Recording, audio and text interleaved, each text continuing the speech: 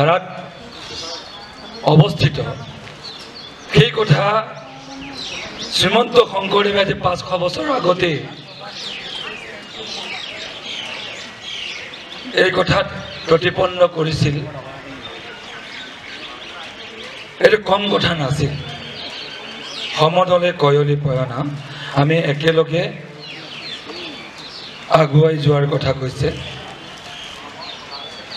আৰু এই গীতটিৰ মাজেদি তেখেত মোৱামৰীয়া বিদ্ৰোহৰ সংগ্ৰামী সত্তাৰ কথা সোঁৱৰাইছিল। মই এটা প্ৰশ্ন হ'ল মোৱামৰীয়া বিদ্ৰোহ শ্ৰীমন্ত শংকৰদেৱৰ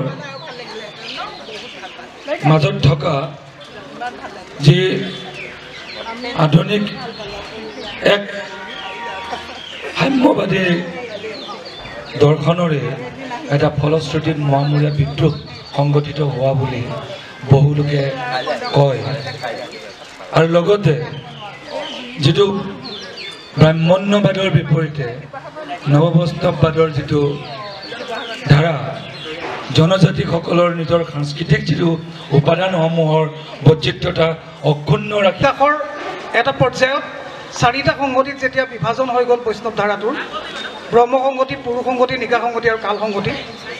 ব্ৰহ্ম সংগতিয়ে আটাইতকৈ গোড়া দামোদৰীয়া ব্ৰাহ্মণ্য পন্থা বলবৎ কৰিলে। সত্ৰবিলাক তেওঁলোকৰ উদ্যোগত মূলত গঢ়ি উঠিলে। তাৰ এটা পাৰ্শ্বৱৰ্তী অন্য ধাৰা হিচাপে কাল সংগতি গোপালদেৱৰ কালজাৰ সত্ৰত যিটো গঢ়ি উঠিলে, যাৰ পৰৱৰ্তীকালত অনিৰুদ্ধদেৱে এটা বৈপ্লৱিকীকৰণ কৰিলে। গতিকে এইটো এটা কেইবা শতিকা জোৰা এটা প্ৰক্ৰিয়া।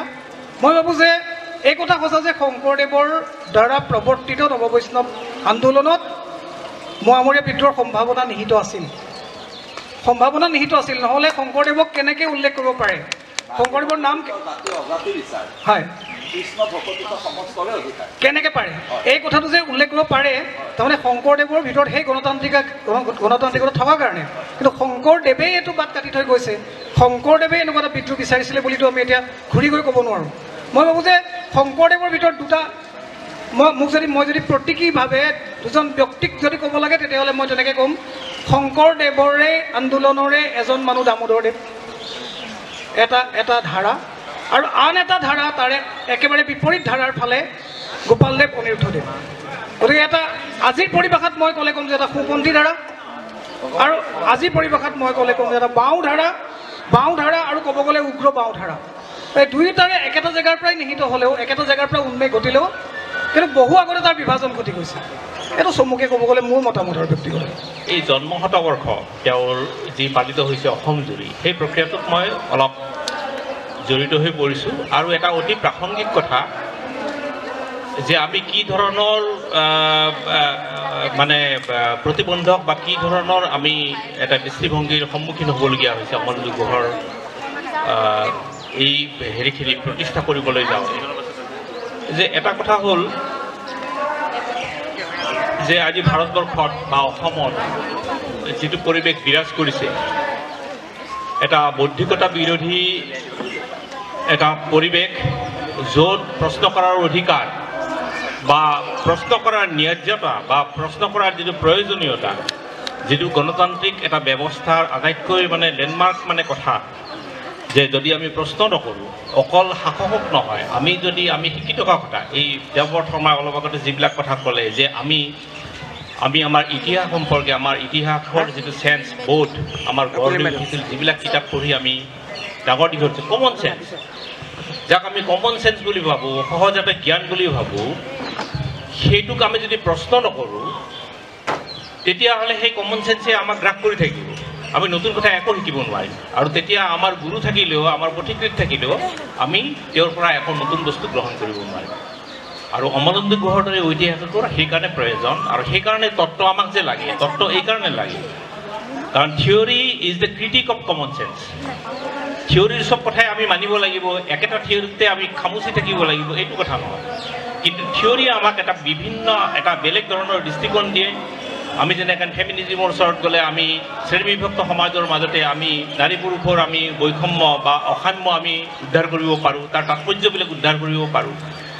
ঠিক তেনেকৈ আমি বেলেগ বেলেগ দৃষ্টিকোণৰ পৰা আমি আমি কিছুমান প্ৰচলিত ধাৰণা যিবিলাক আমি প্ৰথাগত ধাৰণা বুলি ভাবোঁ, যিবিলাক আমি সহজাত আমাৰ মনলৈ আহে বুলি আমি ধৰি লওঁ যে তাক প্ৰশ্ন কৰাৰ কোনো প্ৰয়োজন নাই, তাক আমাক দলিয়াই পেলোৱাৰ কোনো প্ৰয়োজন নাই বুলি আমি ভাবোঁ, কাৰণ এইবিলাক চিৰাচৰি সত্য বুলি তাক আমি প্ৰশ্ন কৰাৰ তেতিয়া অধিকাৰ আমি পাওঁ। আৰু তাৰ জৰিয়তে যদি আমি সমাজহিতৰ নতুন কিছুমান স্বৰূপ আমি জানিব পাৰোঁ। অমলেন্দু গুহাৰ ক্ষেত্ৰত যে আমি যেতিয়া এই আয়োজনটো কৰা হৈছিলে আৰু ইয়াত আমাৰ নিত্য বৰা আছিল কাৰ্যকৰী সভাপতি আৰু শ্ৰদ্ধাৰ ডক্টৰ হীৰেণ গোহাঁই তেওঁ আছিল আমাৰ সভাপতি এই গোটেই উদযাপন সমিতিৰ।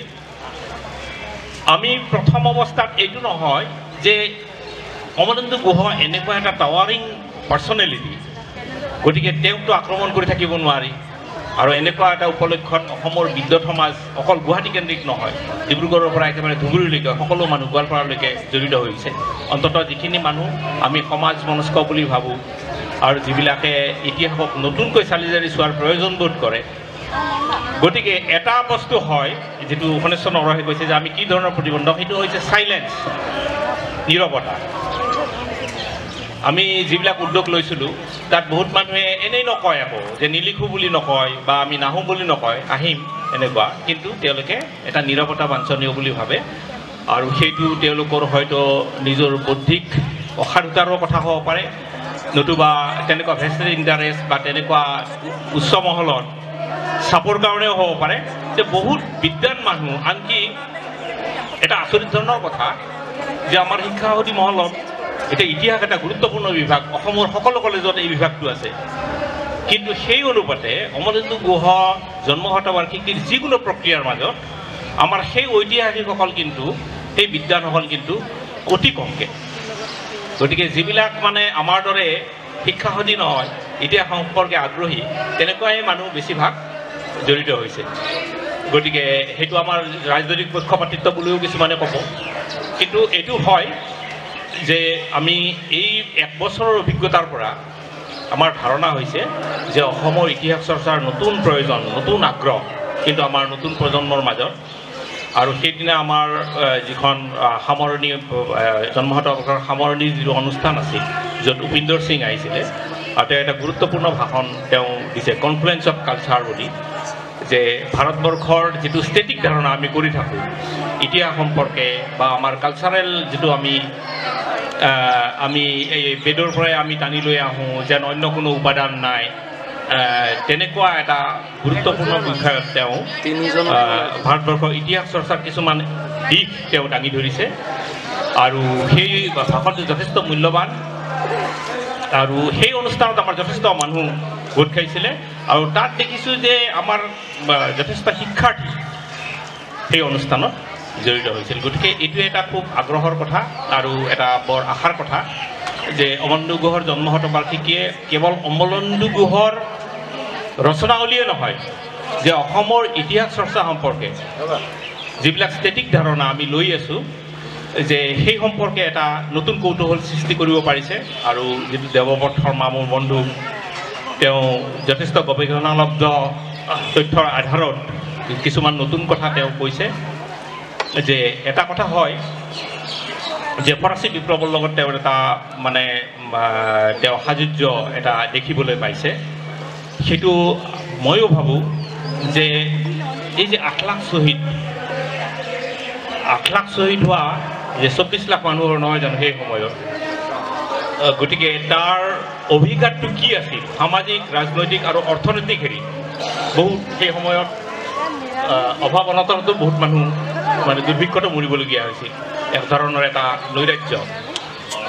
কিন্তু দুটা কথা যে মোৰ মানে এটা প্ৰশ্ন এতিয়াও জাগে, আগতেও জাগিছে, আপুনি কৈ থাকোঁতেও মোৰ জাগিছে যে ফৰাচী বিপ্লৱৰ লগত বোধহয় মহামৰীয়া বিদ্ৰোহৰ বহুত সাযুজ্য, যেনেধৰণে ফৰাচী ৰাজতন্ত্ৰৰ ভেটি তছনছ কৰি গৈছিল আৰু তাক কোনোদিন মূৰ দাঙিব নোৱাৰাকৈ ফৰাচী বিপ্লৱে ধূলিসাৎ কৰি গৈছিল। অসমতো আহোম ৰাজতন্ত্ৰৰ কিন্তু সেই ভেটি মহামৰীয়া বিদ্ৰোহে একেবাৰে থান-বান কৰি গৈছিল।